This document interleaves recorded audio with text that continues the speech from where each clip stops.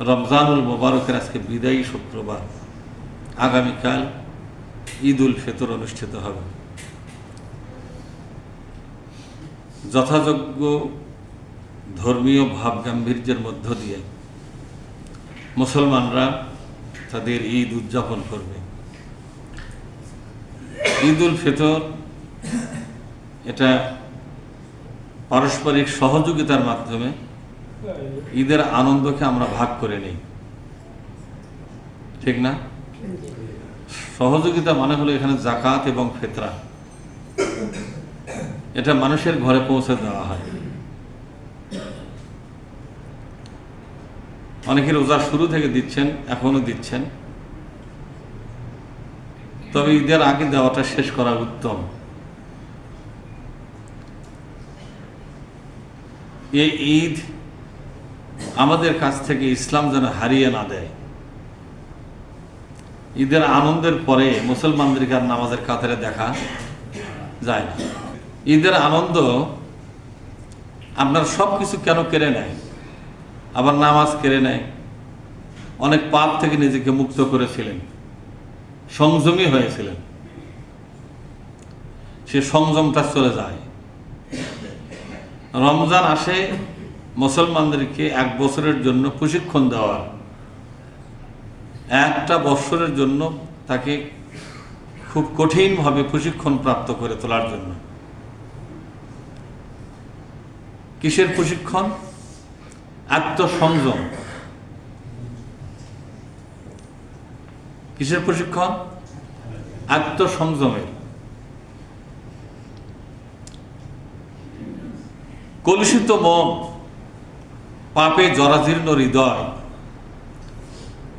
এগুলোকে পরিচ্ছন্ন করার একটা অভিযান ছিল হচ্ছে রমজানুল মোবারক।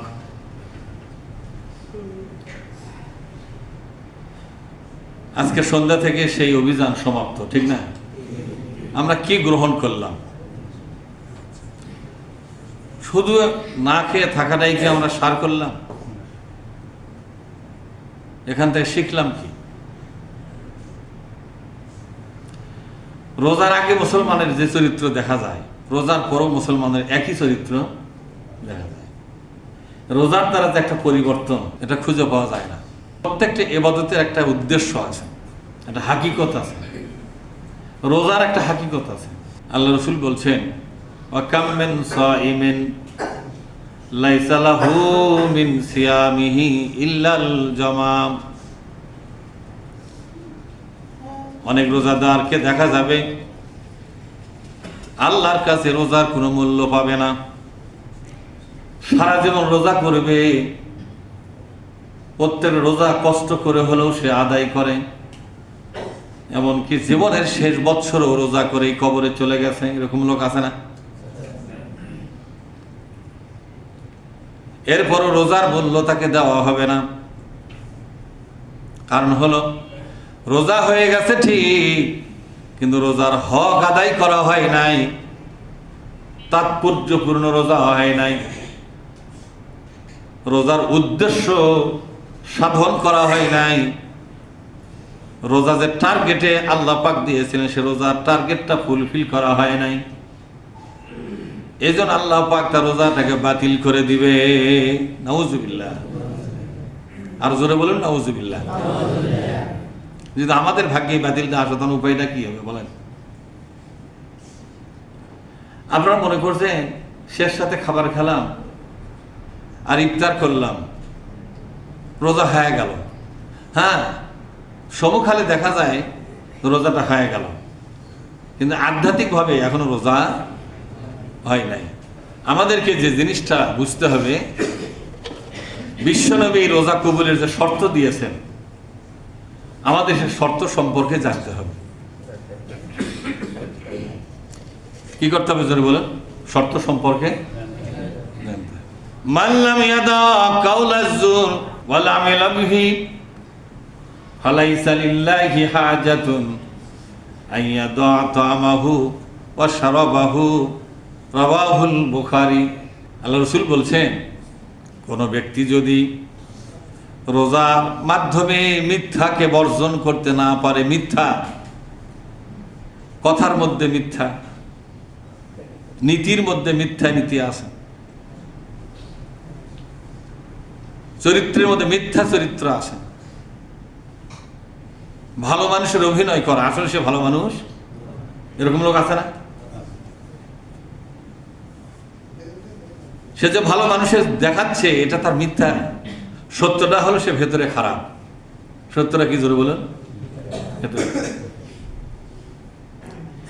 এই মিথ্যাবাদ, মিথ্যা মতবাদ, মিথ্যা চরিত্র, মিথ্যা অভিনয় যারা ছাড়তে পারবে না, নবী আমার বলেন তাদের রোজা আল্লাহর দরবারে কোনো প্রয়োজন নাই। ফালাইসা লিল্লাহি হাজাতুন, বলেন ফালাইসা লিল্লাহি হাজাতুন, ওই লোকের কোন রোজা আল্লাহর কোনো প্রয়োজন নাই। নাউজুবিল্লাহ। ওই রোজাগুলো বাতিল হবে। রোজাগুলো কি হবে বলে? রোজাগুলো বাতিল হবে।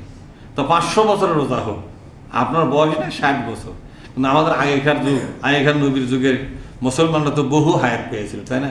5000 বছরও হায়াত পাওয়ার কথা বিভিন্ন বই পুস্তকে দেখা যায়। তো 5000 বছর মানে কি? 100 বছর, 100 বার রোজা, 5000 বছরে তাহলে কতবার হচ্ছে? 5000 বার, তাই না? রোজা আপনার 60 বার রোজা হয়েছে, 60 বছরে 60 বার। এত রোজাও বাতিল হয়ে গেছে বহু লোকের, কারণ রোজার যে হক, সে হক আদায় করে নাই। এই জন্য আমরা রমজানকে বিদায় দিচ্ছি। রমজান আমাদের কাছ থেকে চলে যাচ্ছে, কি সাক্ষী নিয়ে যাচ্ছে? আমরা কি দেখাতে পারলাম?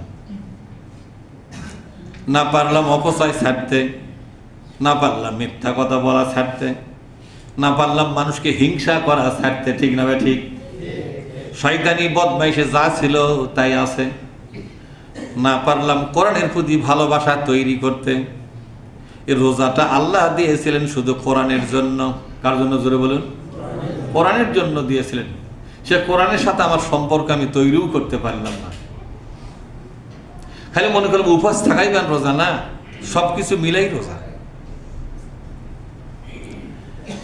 এই জন্য আমরা বিদায় এই শুক্রবারে, একদিকে আপনার রোজার বিদায়, আর একদিকে শুক্রবার হিসেবে জুমার নামাজও, জুমাতুল বিদা, সেটাও বিদায়।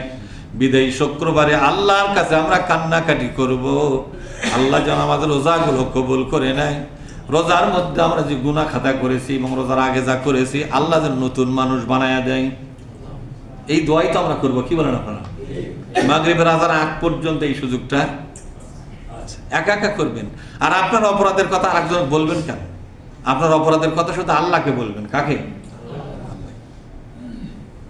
তওবা হয় বান্দার সাথে আল্লাহর গোপন সম্পর্কের ভিত্তিতে, সকলের সামনে নয়।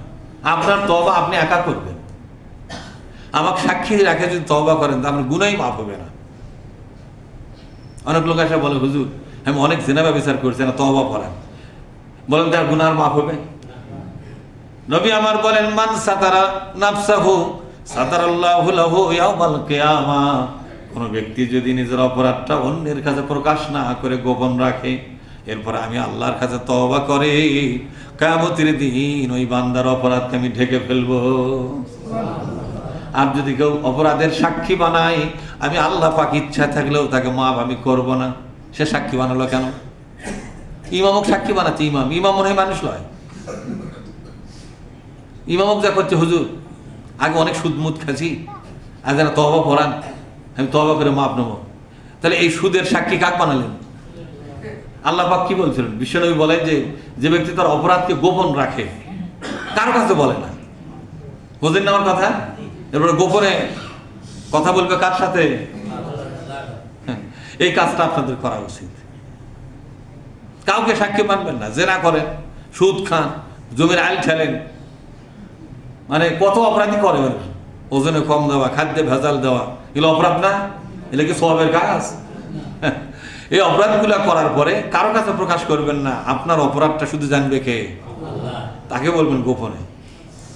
মাঠের মধ্যে একা একা যাচ্ছেন, ওখানে বসে পড়েন, অথবা আকাশের দিকে তাকায় বলেন, আল্লাহ আমি যে অপরাধগুলো করেছি তুমি সব কিছু দেখেছো, আমি তোমার কাছে ভুল স্বীকার করতেছি, অপরাধ আমি আর করবো না, আমাকে মাফ করে দাও। আল্লাহর যদি মনে চায় মাফ করে দেবে, আর যদি মনে না চায় তা করার কিছু আছে?